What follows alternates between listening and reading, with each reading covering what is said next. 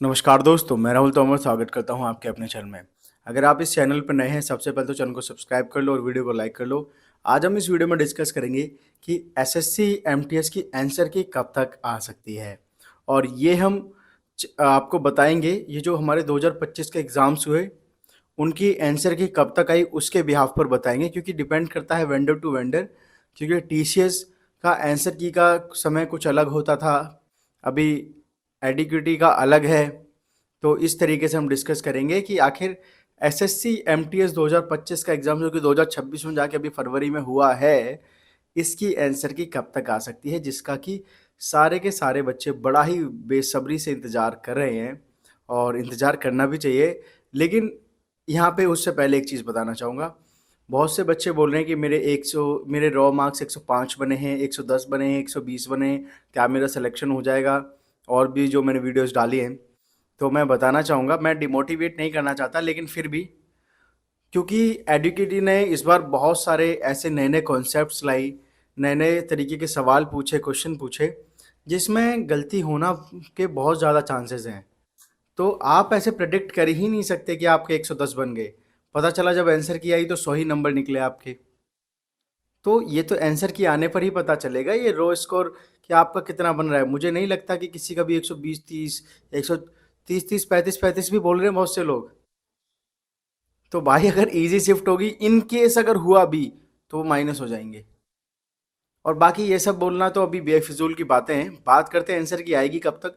तो ये आपकी 1.5-2 हफ्ते के अंदर अंदर आंसर की यहाँ पर आपकी आ सकती है। एक हफ्ता तो ऑलमोस्ट आपका होने ही वाला है। 19 तारीख को एग्ज़ाम ख़त्म हो गए थे, वो एक दो के रीशेड्यूल हुए वो एक अलग चीज़ है, अदरवाइज 19 तारीख को ख़त्म हो गए थे। आज 26 तारीख थी, एक हफ्ता पूरा कंप्लीट हो चुका है। तो 1.5 या 2 हफ्ते के अंदर आ जाती है। इसका मतलब मैक्सिमम एक वीक के अंदर अंदर आपके आंसर की ज़रूर आ जाएगी एसएससी एमटीएस 2025 के एग्ज़ाम की। फिर आप अपने आंसर्स और क्वेश्चंस मैच कर पाएंगे और एक रॉ स्कोर एग्जैक्ट आपको पता चल जाए कि हाँ आपका इतना स्कोर बन रहा है। फिर आपके सिलेक्शन के चांसेस हो सकते हैं या नहीं हो सकते हैं। और उसके थ्रू आप रैंक मित्रा पर भी अपलोड करके चेक कर पाएंगे कि हाँ भाई, मतलब मेरी रैंक कितनी आ रही है। जितने बच्चे रैंक मित्रा पे चेक कर रहे हैं उनके अकॉर्डिंगली मेरी रैंक कितनी बन रही है, तो क्या मेरा सिलेक्शन हो सकता है या नहीं हो सकता है, ये सारी चीज़ें आपको पता चलेंगी। ठीक है, तो आंसर की तो 1.5 या 2 हफ्ते में आएगी। मतलब एक हफ्ता आज हो चुका है, मैक्सिमम एक वीक और मेरे अकॉर्डिंगली उससे ज़्यादा लेट नहीं होगा, क्योंकि इससे पहले भी जो आंसर्स की जाई वो एक हफ्ते 1.5 हफ्ते या मैक्सिमम 2 हफ्ते के अंदर आ ही गई हैं। उससे ज़्यादा लेट आंसर की को आने में नहीं हुआ है। भले रिजल्ट को आने में लेट हुआ है, जैसे कि सिलेक्शन पोस्ट फेज 13 के रिजल्ट को आने में थोड़ा सा लेट हुआ, बट आंसर की टाइम टू टाइम दे दी गई। और स्टार्टिंग में बहुत सारी गलतियां होती थी स्टार्टिंग में जो पेपर हुए, लेकिन धीरे धीरे एसएससी ने अपनी गलतियों को सुधारा है, बहुत ज़्यादा इम्प्रूव किया है। तो बाकी अब देखते हैं आंसर की में कितना रो स्कोर बनता है। और जिन भी भाइयों का सिलेक्शन होने वाला है उनको एडवांस में क्या कहते हैं उसे, क्या कहते हैं भाई, बधाई, एडवांस में बधाई भाई साहब, आपका एडमिशन हो सॉरी गलत बोल गया सही, आपका सिलेक्शन होने वाला है, एडमिशन नहीं, आपका सिलेक्शन होने वाला है।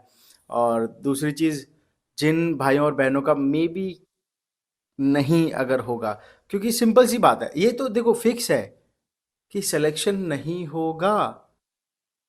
30-40 लाख, मतलब कुछ 35-36 लाख बच्चों ने फॉर्म भरे हैं, 8,000 की वैकेंसी है। तो सिंपल सी बात है यार, 8,000, बस 8,000 की वैकेंसी है और 35-36 लाख में से बस 8,000 की वैकेंसी है। जो बकाया बचे उनको तो फेल होना ही है। चांसेस बहुत कम होते हैं जिसने बहुत ज़्यादा अच्छे से मेहनत करी है। और इस बार लक फैक्टर भी रहेगा। लक फैक्टर किस तरीके से रहेगा ये भी सुन लो।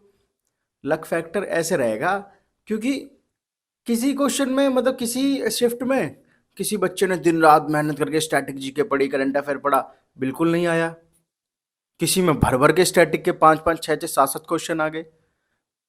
जिसने करंट अफेयर ना पढ़ा उसके में करंट अफेयर के 6-7 क्वेश्चन एक साथ आ गए।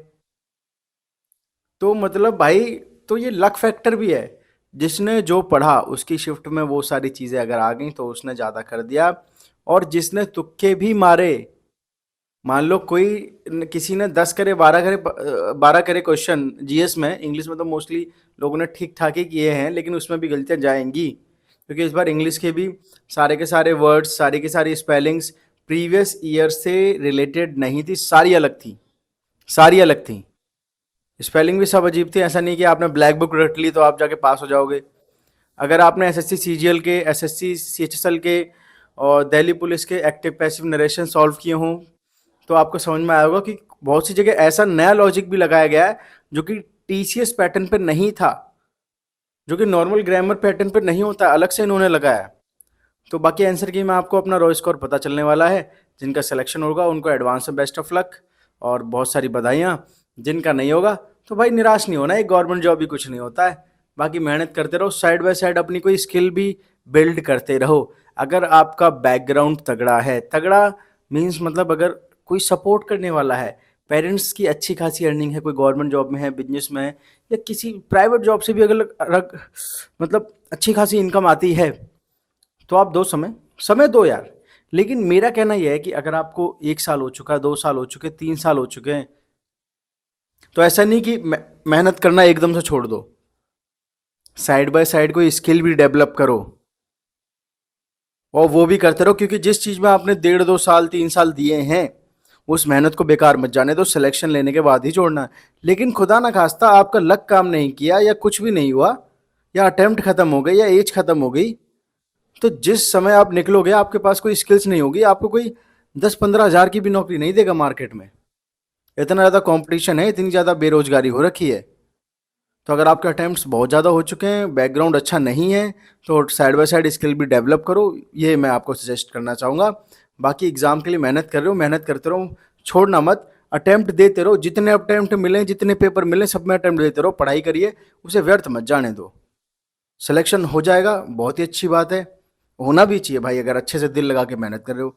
लेकिन बहुत बार चीज़ें होती हैं, पेपर लीक हो जाता है, आपके अकॉर्डिंगली नहीं आता है पेपर, आपने भले बहुत ज़्यादा मेहनत, दिल से मेहनत की हो, लक फैक्टर मैटर करता है, 101% मैटर करता है।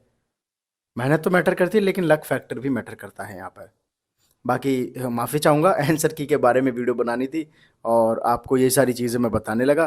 बाकी कैसी लगी वीडियो, वीडियो को लाइक करके वीडियो को शेयर जरूर कर देना। चैनल पर नए हो तो चैनल को सब्सक्राइब कर लेना। मिलते हैं किसी नई वीडियो में, तब तक के लिए जय हिंद दोस्तों।